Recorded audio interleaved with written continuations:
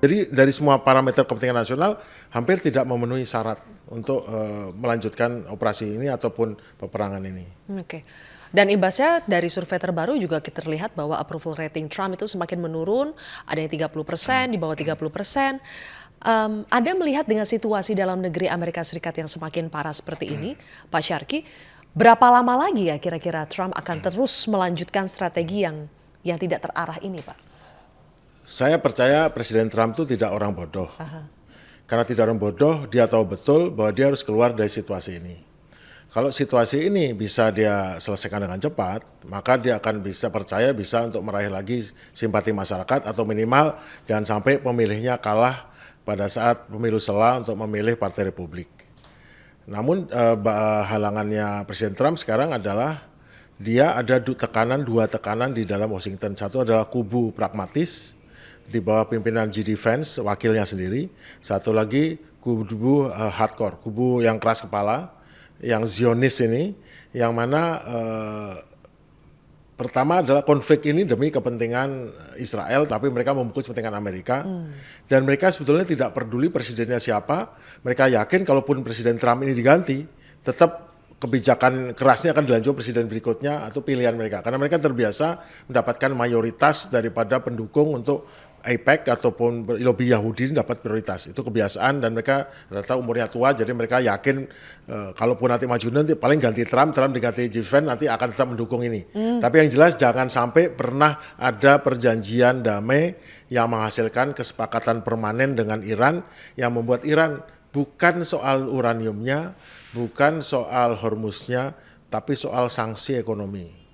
Karena apa? Karena jenderal-jenderal Iran pernah mengatakan dalam suatu saya dapat dengar dari seorang pengamat Amerika bilang bahwa kalau sampai mengenai nuklir ini berkembang, mereka tidak takut dengan nuklirnya Iran. Waktu itu mereka kan masih belum perang ya. Mereka tahu betul dengan kemampuan intelijennya mereka bisa menghancurkan Iran atau bunuh yang orangnya. Mereka khawatir. Yang mereka khawatirkan adalah sanksi ekonomi dibuka.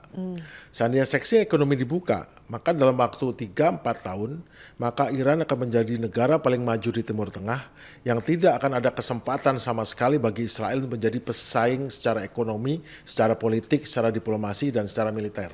Di luar senjata nuklir, karena tanpa senjata nuklir pun Iran tidak kalah dari Israel, dan karena dia tahu Israel tidak mungkin pakai senjata nuklir, Iran tidak mungkin pakai senjata nuklir, kecuali kalau tiba-tiba dikepung dan mau direbut, ya. Tapi selain itu tidak ada.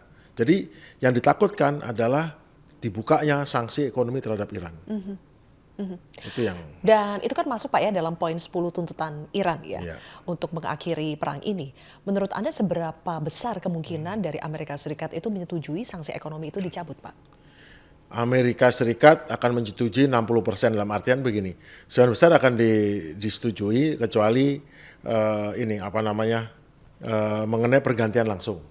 Mungkin pergantian atau remunerasi ataupun pergantian daripada biaya perang itu mungkin diambil nanti dari memungut sesuatu di Selat Hormuz. Karena jelas Trump itu pernah mengatakan bahwa nanti untuk menyerahkan Selat Hormuz ya nanti saya dengan Ayatollah sama-sama. Artinya Amerika tetap minta bagian dalam pengelolaan Selat Hormuz apapun bentuknya itu agar dia nggak bisa lepas sama sekali dari Selat Hormuz. Karena terus terang, Selat Hormuz itu tidak bisa dibilang selat yang damai selama masih ada pangkalan perang negara lain di dalamnya.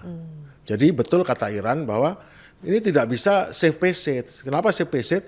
Karena di dalamnya ada pangkalan perang. Harusnya safe passage itu dari zona ekonomi ke laut bebas atau laut bebas ke laut bebas. Lah ini zona ekonomi ke laut yang tidak bebas karena ada pangkalan perang dari pihak lain. Nah itu nggak bisa dia terima. Ya kemungkinan Amerika tetap, mungkin bukan pangkalan perang tapi tetap sesuatu yang kita belum tahu. Dan yang kedua adalah mengenai pengayaan nuklir.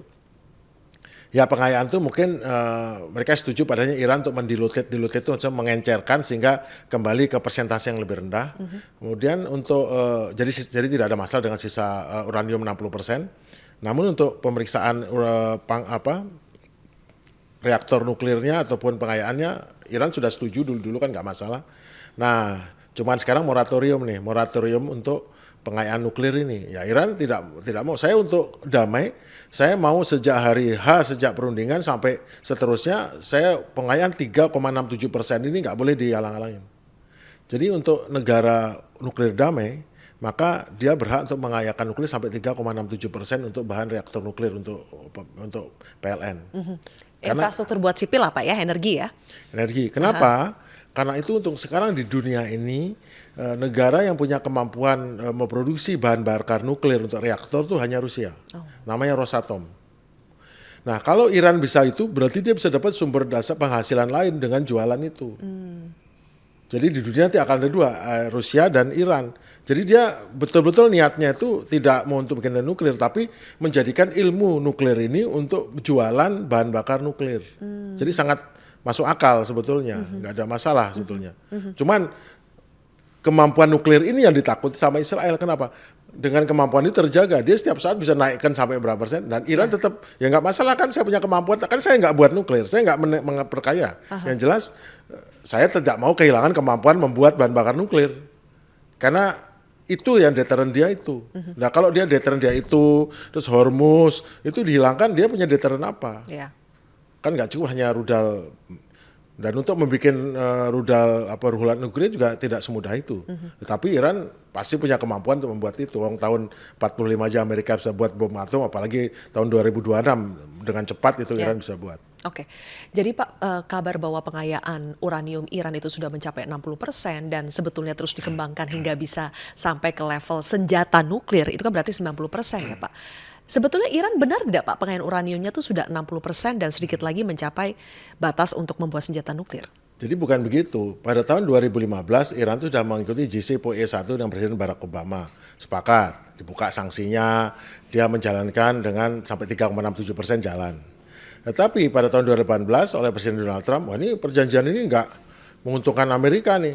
Biasa dikipas-kipasin sama pendukung Yahudi kan, atau lobby Yahudi ya di Amerika. Dibatalkan. Dengan dibatalkan ya sudah, pengayaannya tuh dinaikkan, jalan terus, dinaik sendiri. Jadi dari pada tahun 2018 itu baru 3,67.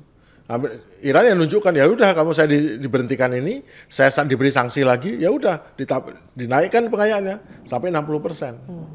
Makanya ribut-ribut Israel ribut itu ini udah 60%. Dan selama itu dia tetap diawasi sama IAEA. Ya.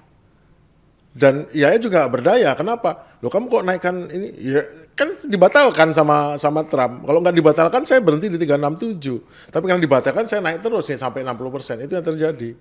Nah sekarang 60%. Udah 60%, 60% menuju 90% itu ini. Tapi sebetulnya banyak pengamat Amerika pun bilang kalau saya jadi Iran, dari dulu saya bikin bom atom aja daripada ribut semalam ini, bikin nuklir aja dari dulu, udah selesai nih masalahnya. Paling sanksinya jalan tapi seperti Korea Utara selesai gitu. Harus keluar dari NPT dulu dong Pak? Masalahnya adalah Ayatollah Ali Khamenei mengeluarkan fatwa haram. Iya. Akhirnya Iran juga mau mengembangkan mau apa? Ayatollah yang mengeluarkan fatwa haram. Mengharamkan Iran mengembangkan senjata nuklir. Nuklir karena itu adalah tidak manusiawi, tidak bukan manusia, itu kegiatan setan apa kata gitu. Akhirnya sudah patuh. Tapi 60% kan tidak ada kaitannya dengan bom nuklir. Dia cuma untuk menekan agar sanksi dilepas, kan sesimpel itu. Kalau sanksi dilepas JCPOA 2 kemarin di Jenewa tanggal 26 Februari udah sepakat. Oh ya dileburkan, nanti pengawas Amerika bisa datang, udah sepakat. Nah sekarang maksudnya balik lagi ke situ ya enggak bisa Iran. Oh nggak mau saya seperti kemarin, kalau kemarin saya mau sekarang nggak mau saya tetap mau memperkaya uranium secara batas aman 367%, nggak usah pakai moratorium, langsung bisa karena itu hak saya. Negara lain di dunia nggak dilarang, kenapa saya dilarang? Terus yang 60% saya lebur menjadi mungkin 3% atau 4-5%, sudah itu aja jangan babakan nuklir, atau saya jual terserah saya kan gitu. Tidak akan dikembangkan dengan nuklir dan boleh diawasin, sesimpel itu. Tapi kan Amerika dengan Israel nggak mau itu, karena maunya adalah menghancurkan seluruh akselerator pengayaannya, alat pengayaannya itu buatan Iran sendiri.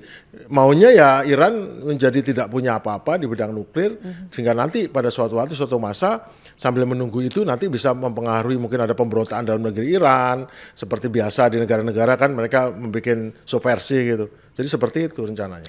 Jelajahi cara baru mendapatkan informasi. Download Metro TV Extend sekarang.